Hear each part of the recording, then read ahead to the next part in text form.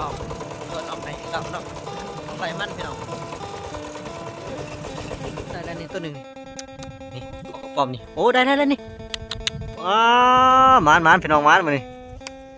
ยังแต้มเนาะสำหรับตอนเสาร์นี่แล้วเฮาบ่ได้ตั้งใจหานะทุกคนตอนนี้เนาะเพราะว่าเฮาเดินทางออกสวนมันเนาะในระหว่างทางก็เลยเห็นแล้วก็เลยแวะของ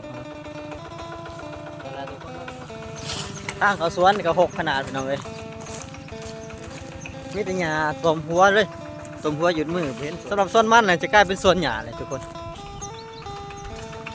รถแตกกำลังเดินทางมาตำลังเนาะมีสวนไฟเป็นคือสวนของบอโต้เนี่ยทุกคนเห็นสวนมันละเมื่อยเลยทุกคนเลย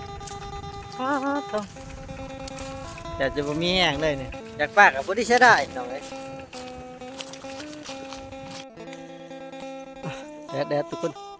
สำหรับส่วนอื่นหรือว่าเจ้าอื่นเนาะได้ยินแต่เขาเจ้าว่าขายได้20-30 ล้าน50 ล้านว่าแต่มาพอส่วนมันเจ้าของนี่300,000ของทั้งหยาพี่น้องมีแต่หยาเต็มเบิดพุ่นว่ามันก็บ่เป็นตาเอาพี่น้องเอ้ยหมดโป้ดิ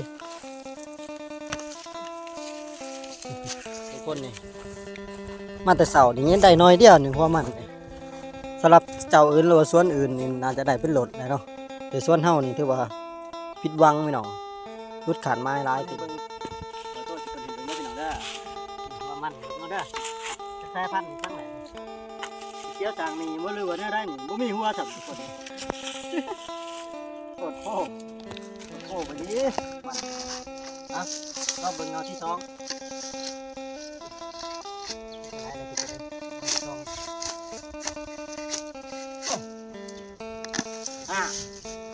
ตัดเชิงด้วยกันบ่มีรูปอะไรพี่น้องเอ้ยขึ้นไปสบายได้ขึ้นแบบที่นี่ขึ้นไป2-3 ล้านเนาะขึ้น2-3มันว่าเจ๋งว่าเจ๋งพี่น้องเอ้ยบ่ได้เขาขึ้นบ่ได้เขากำไรโอ้บ่ได้เอ้ยน้ำมันทำมีก่อยสำหรับน้ำมันคนอื่นอาจจะใหญ่เนาะว่ามันนี่พี่น้องมันสิได้อยู่บ่สิคือแค่กับของอันพี่น้องอยู่ว่าเนาะปลูกจะได้มันจะได้หัวได้ใหญ่ขึ้นหมูโอ้ก็ที่ท่าเราสวนมันพี่น้องท่าเราสวนเพราะว่าไปกลนสวนตัวนั้นแหละหัวบ่ใหญ่พี่น้องหัวมันของเขาท่านน่ะ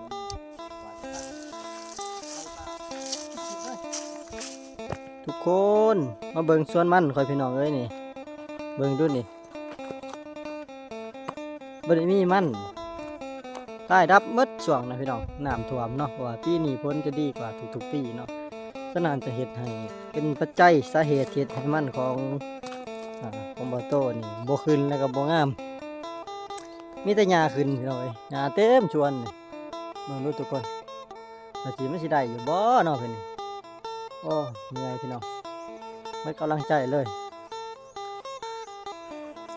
มันนี่ก็มืดคักอะไรพี่น้องเอ้ยตายมืดส่วนที่ยังเรือเนี่ยยังเรือแต่ในจอมโพนหรือว่าจอมปลวกเนาะทุกคนส่วนทั้งลุมเนี่ยถือว่ามืดเลยลุกขึ้นพี่น้องเอ้ยเหตุสาเหตุที่ให้ถ่อพี่น้องมืดกำลังใจเลยแบบนี้ปีนี้บางทีอาจจะไม่ได้ปลูกต่อเลยทุกคนไม่ไหวเมื่อยเห็นสภาพแบบนี้นะมาแล้วทุกคนมาแล้ววันนี้ก็เลยนอนพักผ่อนเนาะพอจนใกล้นอนกลางดินเลยพี่น้องเดี๋ยวลูกถุงเนาะมันก็ดิกกี้กลางป่าเลย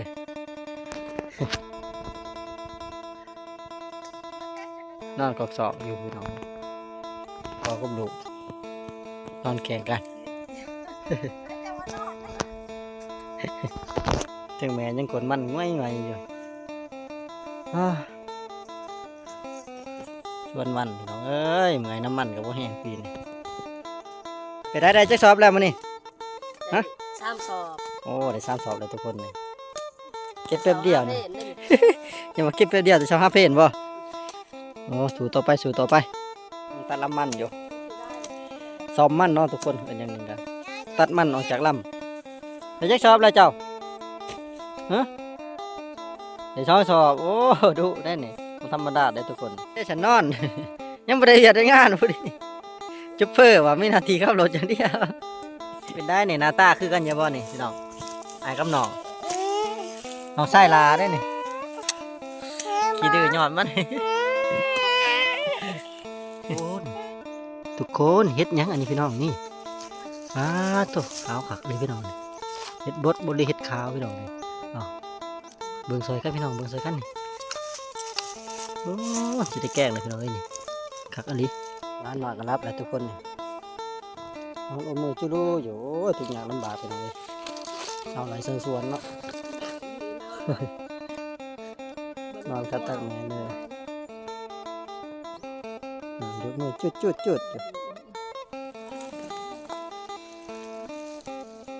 อนนี้ก็เป็นเวลาตอนเที่ยงแล้วเนาะทุกคนเป็นเวลาที่เขาที่หนามเนาะตอนนี้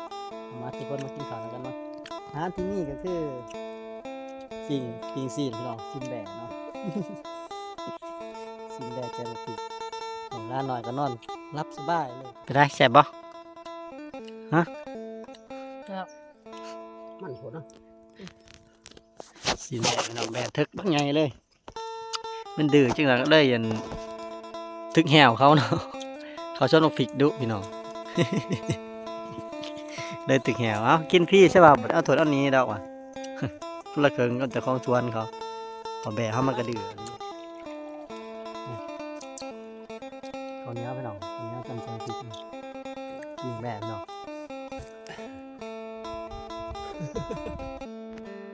หลังจากที่เขาแล้วเพิ่นก็จะได้นอนพักผ่อนนอนแห้งนอนแล้วหลังจากนั้นเขาจะได้คนมั่นหรือว่าคนมั่นต่อเนาะทุกคนตอนนี้เราก็ได้เดินทางกลับบ้านแล้วเนาะหลังจากที่ว่าคนมั่นพี่น้องนี่แดดร้ายฮ้อนพี่น้องเอ้ยฮ้อนแดดร้ายมันก็เลยพากันกลับบ้านก่อนเนาะก่อนครับร้านหน่อยเนี่ยเป็นร้านหน่อยเนี่ยพี่น้องเลยต้องได้กลับไว้เนาะ